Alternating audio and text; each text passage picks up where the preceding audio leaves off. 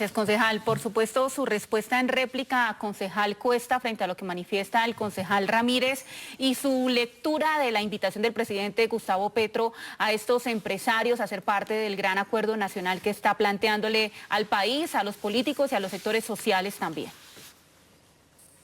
Bueno, varias precisiones técnicas al concejal Oscar, con quien además hemos conversado sobre temas.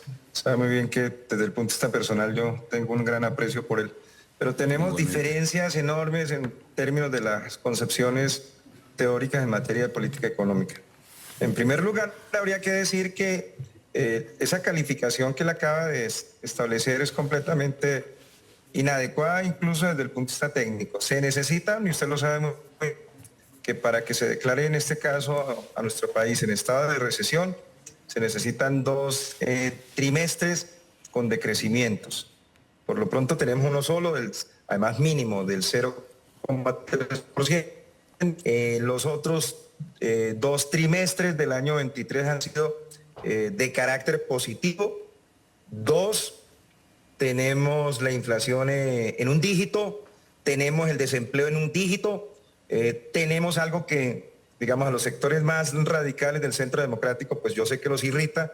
Aquí decían que en el momento en que llegó el presidente de la República a gobernar este país, mostraban pues la hecatombe que siempre nosotros señalamos a propósito de los gobiernos del Centro Democrático, era lo que ustedes vaticinaban exactamente con lo que iba a suceder con el gobierno del presidente Petro.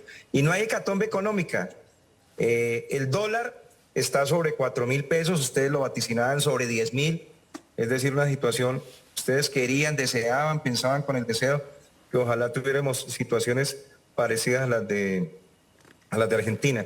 Y resulta que no, entre otras cosas porque quienes conocemos al presidente Petro, si hay algo que yo le destaco al presidente Petro y lo conozco en detalle, es su gran formación como economista. Y está dando muestras de que efectivamente está conduciendo este país en términos económicos, hacia un puerto seguro.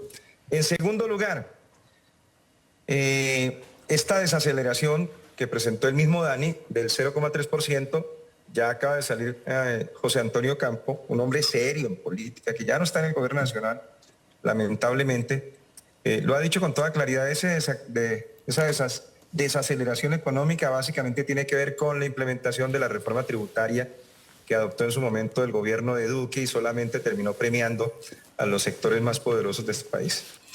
3, muy importante, oiga, si de las cosas absolutamente terribles que dejó la administración de Duque fue justamente la ruptura de las relaciones diplomáticas con Venezuela.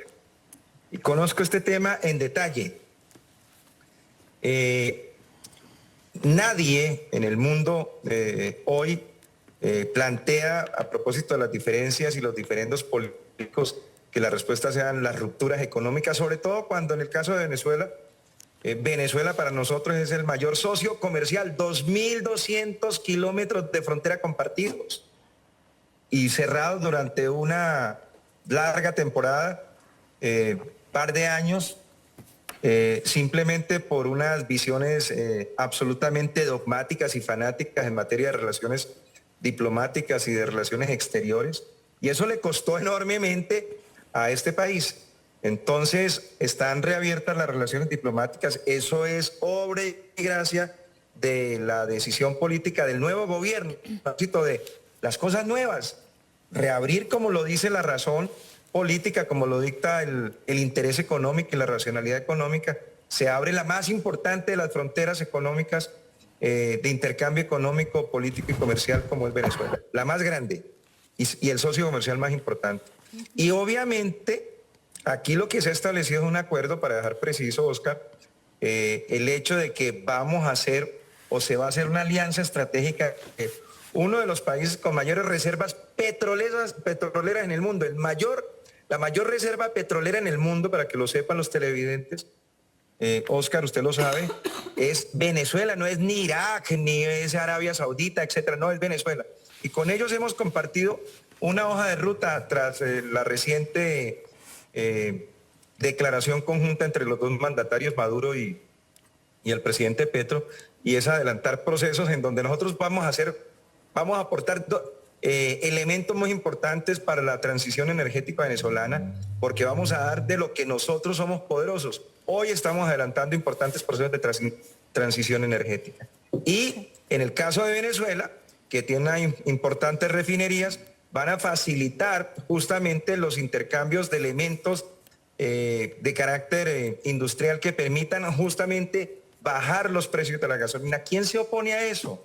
Eso no hay que ponerle ideologización. Es un tema de una política económica que va a redundar en el bienestar de los colombianos. Y por último, la foto que estaba viendo ahora, la presencia de todos los cacaos ayer en la reunión con el presidente Petro. ¿Cómo no nos vamos a alegrar de algo que no surge de manera espontánea, ni fue que se le ocurrió al presidente Petro a última hora, como ustedes lo señalan, en el sentido de poder ganar tiempo? No, esas son miradas tácticas que aquí no se toman en cuenta. Aquí las miradas estratégicas de largo plazo son las siguientes. Un gran acuerdo nacional. Siempre lo propuso el presidente de la República desde el 7 de agosto del año 22. Propiciar un gran acuerdo nacional, y los acuerdos nacionales se construyen con los distintos. Nosotros siempre tuvimos muy claro 3 escenarios de desarrollo político para nosotros: el proceso del pacto histórico, el proceso del Frente Amplio y el acuerdo nacional con sectores distintos. ¿Para lograr qué? A mí me parece altamente positivo lo que sucedió ayer en Cartagena. Mire la declaración por los contenidos. Entender, por ejemplo, que hay que hacer un gran esfuerzo con empresarios, con el sector privado, con la banca privada, para consolidar el motor del crecimiento económico en Colombia, que es la educación. No solamente en términos de extensión y cobertura, sino la calificación, la calidad. Discúlpeme, termino con esto. La calidad de la educación. 2, garantizar, por ejemplo, que la Orinoquía, garantizar, por ejemplo, que el Chocó, garantizar, por ejemplo, que la Guajira se conviertan en un propósito común del acuerdo nacional compartido, por ejemplo, con el sector privado y el sector público. ¿Quién se opone, por ejemplo, a que haya una revolución del agua en el caso del departamento de La Guajira? ¿Quién se opone, por ejemplo, que en el Chocó, que es el lugar de mayor pluviosidad en el mundo, el segundo lugar de mayor nivel de pluviosidad en el mundo, tenga derecho a un acueducto? Oiga, son elementos importantes en donde yo aspiro que sectores, digamos, radicales del centro democrático efectivamente antepongan básicamente una actitud generosa con el país antes que sencillamente sus visiones ideológicas.